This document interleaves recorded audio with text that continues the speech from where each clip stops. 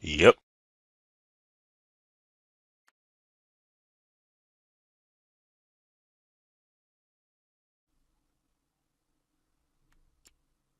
Race the Sun. Race the Sun is a an infinite racing game, if you will. Those small circles with the triangles in them are called tries. When you collect 5 of them, uh, you boost your multiplier. The game is heavily leaderboard focused. Uh, so you definitely want to go ahead and get as many tries as you can. You don't want to crash. When you bump into things, the multiplier is reduced. Typically, you can't just sustain too much damage, so you crash enough or hard enough, you're dead. And in between the regions, levels are set up in regions. Birds will drop items that you can have a chance to sort of hang on to a couple of things. When you first start the game, you'll think you've seen everything. You'll figure the game is just you racing towards the sun and collecting tries in order to boost your score. But as you continue to play, you'll see there's a lot more to it. And your ship is also solar powered, so staying in the sun also helps power your ship. And if you look to the right, you'll see level 8. So you level up and use certain objectives that you want to reach. Some are easier than others. Typically completing one or two, I think, lets you get to the next level. So you don't have to do everything in order to feel like you're progressing. And you look to the left, you'll see world reset.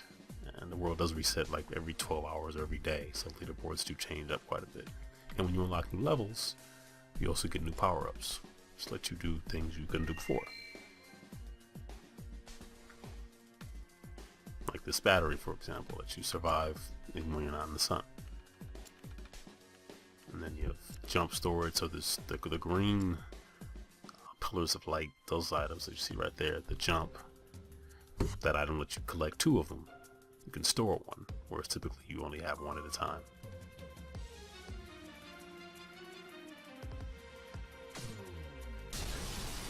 Yeah, I probably shouldn't have gone over there.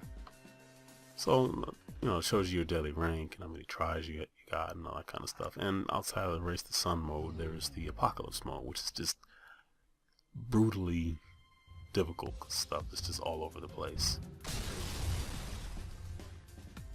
Yeah. I'm better at Race the Sun mode than I am the Apocalypse mode. The aptly named Apocalypse mode. Oh, wait a minute. Yeah, don't go into the bright light.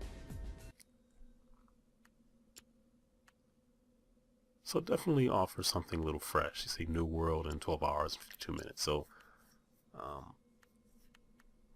things are always reset and give you a chance to get to the top of the leaderboard, so they're not just static with the people who are just the best at that time. You can sneak your way up there and probably lose it, but at least you were there. So the yellow power-up that you saw me get earlier actually makes the sun rise, so you actually have more distance between you and the sun. As you race, you're building your points just racing, period. You really increase it by picking up the tries, getting the multipliers, and continuing that way. And just when you think you've seen everything, you enter the void.